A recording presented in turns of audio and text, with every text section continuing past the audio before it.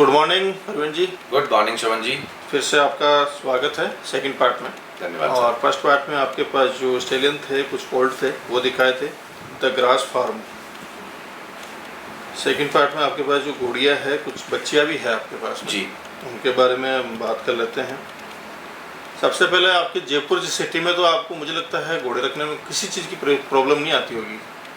नहीं ऐसी कोई प्रॉब्लम नहीं, बिकॉज हमारी लोकेशन भी ऐसी है कि चारों तरफ खुला है, रिंग रोड पास में है, कन्वीनियंट है, पानी की प्रभु की कृपा से हमारे पास पूरी व्यवस्था है, पानी दाना चारे की, तो प्रॉपर रंज का भी होता है, सब चीज़ें हैं, तो ऐसी कोई दिक्कत नहीं आती। बहुत सारी जगह क्या है सिटी में प्रॉब्लम आ जाती है, और आपकी जगह ये लोकेशन है ना रिंग रोड के पास में है, मुझे लगता है कोई ट्रैवलिंग में ऐसे कुछ प्रॉब्लम नहीं आती होगी। नहीं, किसी को भी कहीं से भी पहुंचना है, चाहे वो जयपुर से आए, चाहे दिल्ली से आए, या कहीं से भी आए, वो इस जगह को जरूर क्रॉस करेगा, बिकॉज अगर रिंग रोड पे चढ़ा है तो रिंग रोड के हमारे फार्म के सामने से उसका जाना बनता है। और डॉक्टर वगैरह तो आपके अवेलेबल है ही। बिल्कुल बिल्कुल, अच्छी सुविधा है डॉक्टरों की जी।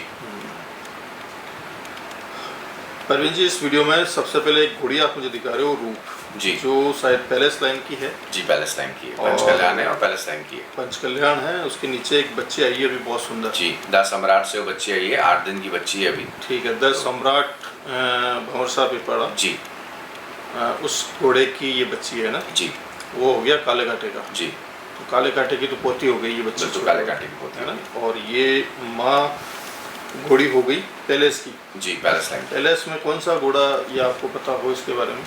इसके बारे में देखो डिटेल तो थी है मेरे पास, बट अभी मेरे पास वो अवेलेबल नहीं है, मैं आपको ये नहीं बोलूँगा कि अभी मेरे पास, बट हाँ ये पैलेस लाइन की है। और हमने डिटेल्स की निकाली हुई थी उस टाइम पे जब ली थी घोड़ी।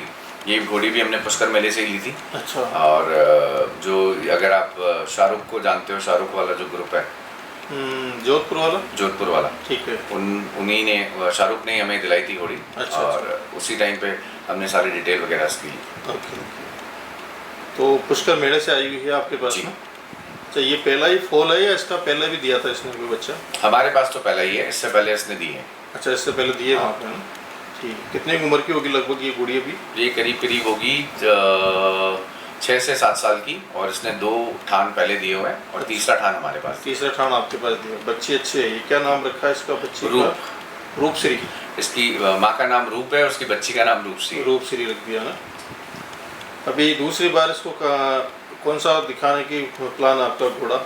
अभी सोच रहे हैं कि हो सकता है कि मंगल को दिखाएं बाबा जी के, और 2-3 घोड़े दिमाग में है, बट लेकिन देखेंगे कि पैडिग्री किससे मैच होती है, घोड़े की मतलब घोड़े का नेचर कंफर्मेशन कैसे, कंफर्मेशन देख के फिर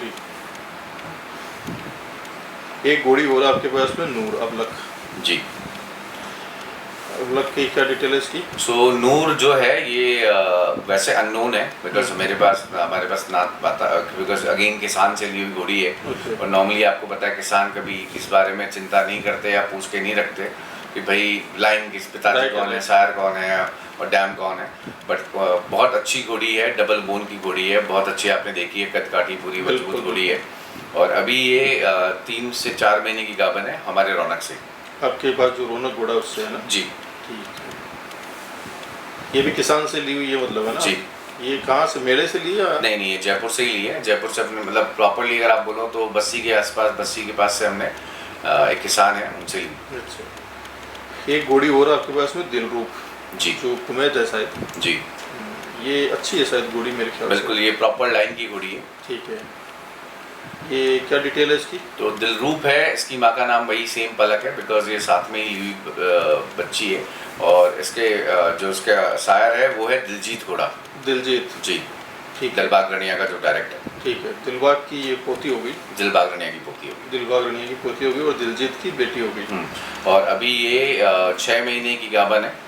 और ये देव घोड़ा है जोधपुर में ही, जो रॉबिन स्टार का डायरेक्ट बच्चा है। अगेन जो पोता हो गया वो रॉबिन स्टार काला कांटे का है, तो जो काले कांटे का पोता काले कांटे का पोता हो गया देव, उससे सुबह रही है ना? जी, 6 महीने 6 महीने।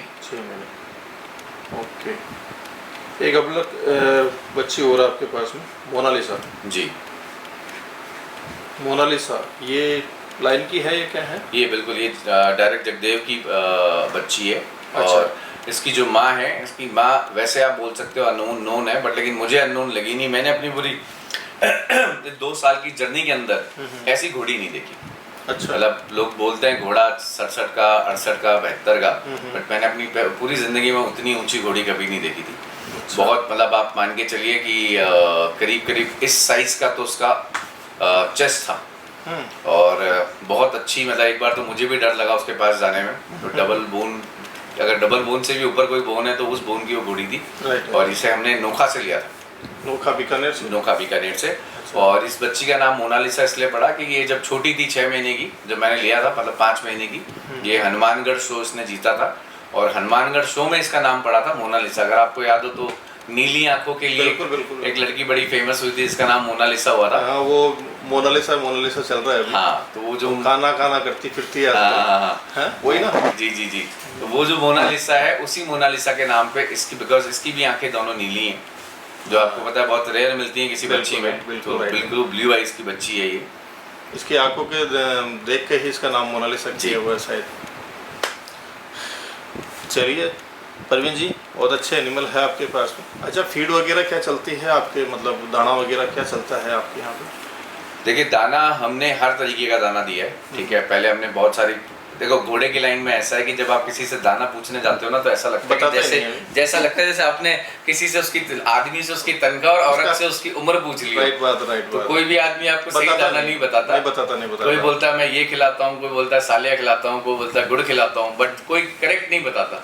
तो साहब 2 साल तक हमने भी काफ़ी सारे एक्सपेरिमेंट किए, सब चीज़ें कोशिश करी कि ये किया वो किया, बट उसके बाद हम अश्वफीड में मैं सिद्धार्थ से मेरी बात हुई, सिद्धार्थ और सनी भाई से, और फिर हमने यही कोशिश करी कि पहले हम चलो एक घोड़े को अश्वफीड देके शुरू करते हैं। तो हमने 2 बैग से शुरू किया। ठीक है। उसके बाद हमारे जो घोड़ा हमारा रौनक है, उसके ऊपर उसका रिजल्ट बहुत अच्छा आया, और जब उसका रिजल्ट अच्छा आया तो फिर हमने सोचा कि चलो उसको बाकी पे शुरू करते हैं। तो पिछले, आप मानिए पिछले 6-8 महीने से हम और कोई दाना नहीं दे रहे। अच्छा। हम हमारे जो भी अश्वफीड के प्रोडक्ट्स हैं उसके अकॉर्डिंग, चाहे मेयर का अलग है या फिर शो स्टार का अलग है या फिर उनका डायमंड हो या प्लैटिनम हो, तो हम वही प्रोडक्ट हमारे बच्चों को खिला रहे हैं। कुल मिला के अश्वफीड जो आप जो खिला रहे हो, बिल्कुल। और पहले एक घोड़े पे स्टार्ट किया था आपने, और अभी सभी घोड़े को वही दाना आप दे रहे हो? जी।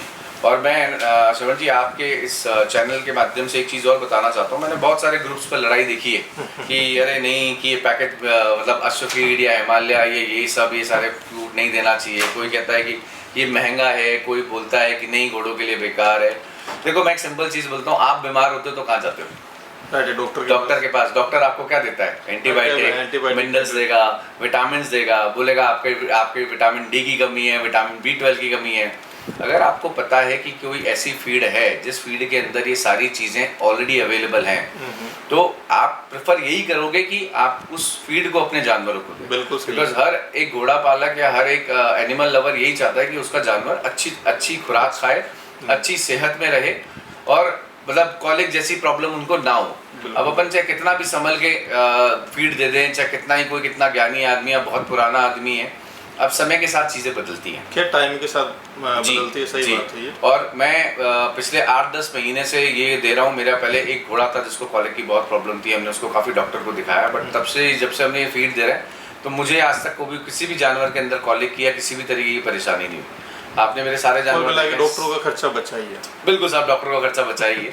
आप डिवॉर्मिंग कराओ टाइम पे घोड़ों की, राइट है, और आप अच्छी खुराक दो। और बात रही पैसे के खर्च की, ये भी एक बहुत बड़ा मुद्दा रहता है। मैं ग्रुपों पे देखता हूँ कि साहब कुछ ज्ञानी महात्मा लोग बोलते रहते हैं कि नहीं साहब, ये तो हर एक घोड़े को नहीं खिला सकते। मैं इतना बोलता हूँ कि आप एक काम करो, आप अपने एक घोड़े से ट्राई करो, अपनी उस घोड़े की खुराक देखो। अगर आप अच्छी खुराक देते हो, अच्छी खुराक का मतलब आप जब पूरा का पूरा मिक्स ग्रेन उनको देते हो, सोयाबीन भी देते हो, मूंग भी देते हो, साड़िया भी देते हो, जौ भी देते हो, ये सब मिक्स खुराक जैसे हम बोलते हैं घोड़ों के लिए, अगर आप वो देते हो, उस खुराक की जो खर्चा आपका महीने का एक घोड़े पे आता है, आप उसी खर्चे को कंपेयर कर लो अश्वफीड से। राइट है। तो जो भ्रांति लोगों ने फैला रखी है ना कि ये महंगा है, ये सस्ता है, वो अपने आप दूर हो जाएगी। कुल मिला के आप अश्वफीड जो दे रहे हो अपने सभी घोड़ों को जी, और उसका अच्छा रिजल्ट आपको देखने को मिला है। बिल्कुल। चलिए परवीन जी, बहुत बहुत धन्यवाद श्रवण जी, आप पधारे यहाँ पे, बहुत अच्छा लगा। और हम तो हमेशा आशा यही करते रहेंगे आपकी बार बार पधारें। जरूर जरूर जरूर, जब भी मौका मिलेगा हम जरूर आएंगे। बिल्कुल। Thank you. Thank you.